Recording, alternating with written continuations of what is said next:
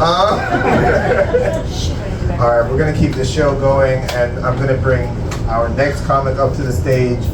Extremely funny gentleman. Okay, he performs all over New Jersey. I've got the pleasure to perform with him a few times. I want to bring Chris to the stage. Oh, hey! An extremely funny comic. I was looking around like, who the fuck's he talking about? I thought I was like, what's going on? How you doing tonight, guys? How's it going? Ridgewood, New Jersey. What a nice town. This is a really nice coffee shop. Give it up for a Zen house. I like it. Right next to the jewelry and craft bar. I gotta tell you, I went in very disappointed. Not one fucking drink. They don't have any beer. What the fuck? A lot of women, but no fucking beer. What the hell? I tell you guys, look. I understand Ridgewood's is a little more upper class kind of town. It's a little ritzier. I live in Belleville, New Jersey, folks. Okay, if there was a jewelry and craft bar that opened in Belleville, I take one look at it and go, that's a front. That's a front. That's a front. They're not selling gold, they're selling crack. Okay, guys? The only ice they have in there is meth. You know what I mean? That's it.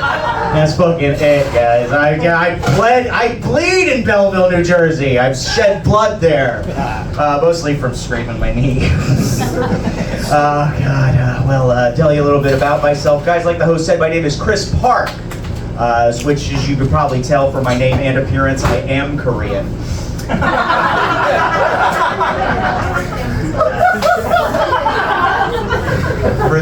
For the round eyes in the audience who are a little confused, Park is just a very common last name in Korea, right? And it's a weird thing I've just dealt with in my day-to-day life. You know, I still get circulars for local Korean markets mailed to my house all the time that I never asked for. You know, the food looks great, and I'm sure I'm missing out on deals. I just can't read the fucking thing. It's like, what is this stuff? You know, that pork looks good. You know, I always get double takes at every time I go for my dry cleaning. The little Korean lady behind the counter is always just like, Park? I go, yeah, 5 o'clock tomorrow. I need that shit. Thank you. Well, my favorite little story about that is when I went to college. When I went to college, you get an email associated with your account. And for the first few weeks of school, I was getting bombarded every day, 8, 9, 10 emails a day to join the Korean club at my college. They're just like, we think you'd be a perfect pick for the Korean club. We think you just love the Korean club. Finally, I emailed them back and I said, look, I appreciate the invitation, but I'm not Korean. You can stop emailing me now. And they emailed me back. They replied to that and they said, well, we'll stop emailing you, sir, but just so you know, they probably didn't call me sir, but I was a college kid. But they said, well, we'll stop emailing you, but just so you know, Korean Club is for everybody, okay? It's not just for Korean. And I remember thinking to myself, the rice balls on these people, you know? Like, they're not bombarding everyone in the school nonstop all day like they're trying to fill a quota or something. They're emailing me specifically because of my name. You know? And I always regret, I should have went to a meeting, just dorky white guy walk in and be like, hey, I'm here for Korean Club! Konnichiwa, right? Is that what we, oh, that's how we, I'll figure it out, that's why I'm in the club.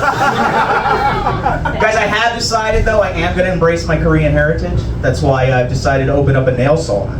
I wanted to open up a massage parlor, but I'm getting too old for that shit. Folks, you know, it affects us all, you know, time is a cruel son of a bitch. Anyway, recently I bought myself a bottle of moonshine, really expensive bottle from a local distillery, not to here, somewhere. And I bought the bottle and I wanted to share it with a friend of mine, so I had a buddy come over. I said, dude, you gotta try this moonshine, it's really good, really high quality stuff. He goes, oh yeah, what's the proof?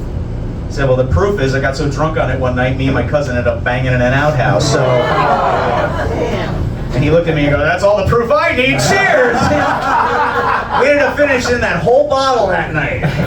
They blew me afterwards, so good stuff, guys. Good stuff, high quality, okay? High quality shit. And guys, look, I know I'm a little raunchy. I get it. Okay, I can get it. But you know, it's not my fault. It's where my brain goes. In fact, my brain's been going in a weird place recently. I had kind of like a weird crisis moment recently. I had a mild sexual fantasy of Mr. Clean, and yeah, I don't know how to feel about it, you know what I mean? Look, I was in my kitchen the other day, I'm washing the counter, and I'm using one of those Mr. Clean magic erase brushes, you know what I'm saying? And look, guys, first of all, right off the bat, don't buy them, they're bullshit, they're garbage.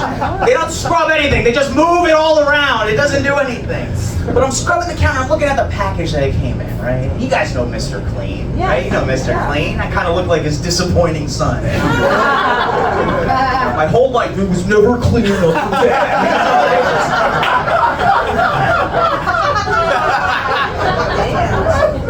But I'm looking at the package and I'm looking at him, you know, come on, he's just standing there with that nice, warm, inviting smile.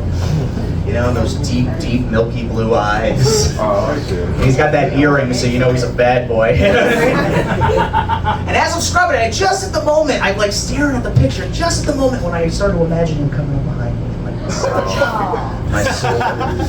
my shoulders. I kind of snap out of it like, fuck! Uh-oh! Whoops! Didn't know this about myself. Great. You know, these marketing people are really good. They don't just sell you a product, they like get in your fucking stuff. You know what I mean?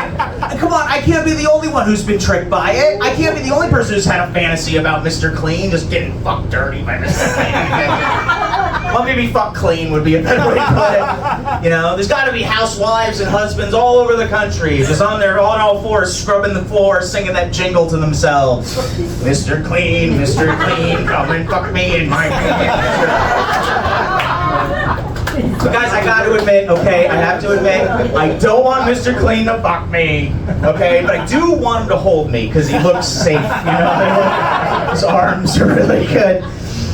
Oh, God, you know. But hey, what do you want from me, guys? I'm stressed out. My life is very stressful, okay? I'm an Uber driver.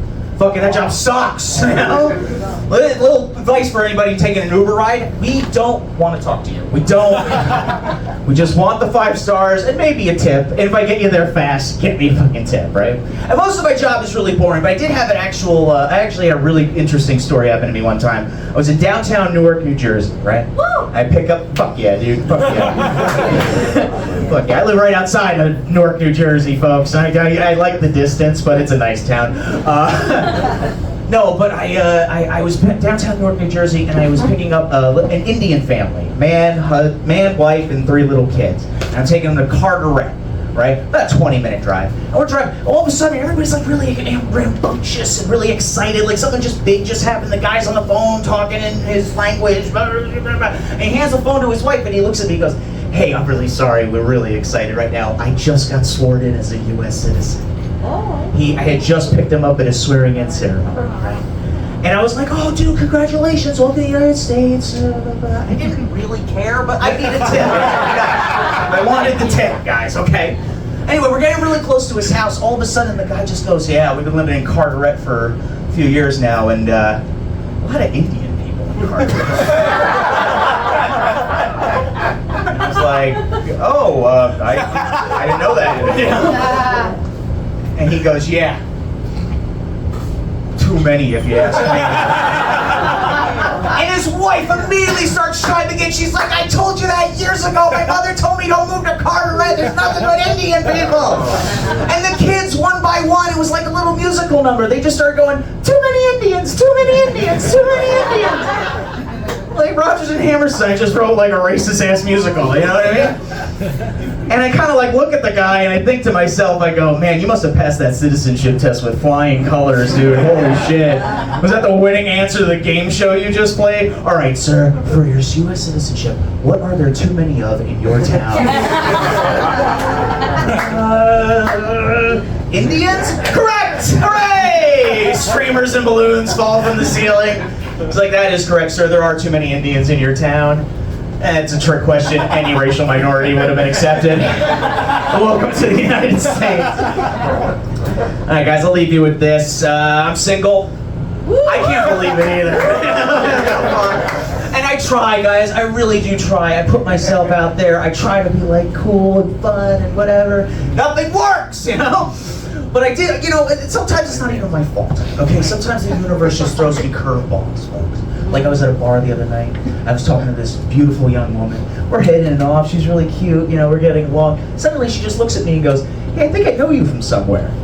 Now, I was trying to be slick at first, right? This is what I actually said. I said to her, I said, "Yeah, from your wildest dreams, am I right?" Big shock that didn't work. She goes, "No, not at all." She goes, "Do you go to TD Bank?" I go, "Yeah, I have a checking account there." She's like, "I'm a teller at the bank. I work through the drive-thru. I've handled your, transactions and everything. That's why you don't recognize me." Now to her, I'm going, "Oh." But in the back of my head, I'm like, "Fuck. This woman knows how much money is not in my checking account." She's seen too little, folks. She's seen too little. I couldn't even bullshit her and be like, "Hey, that's great. Can I buy you a drink?" She looked right at me and went, "No, you can't." You really can't. All right, guys, give it up for your host. Thank you so much. It's going for Chris Hard.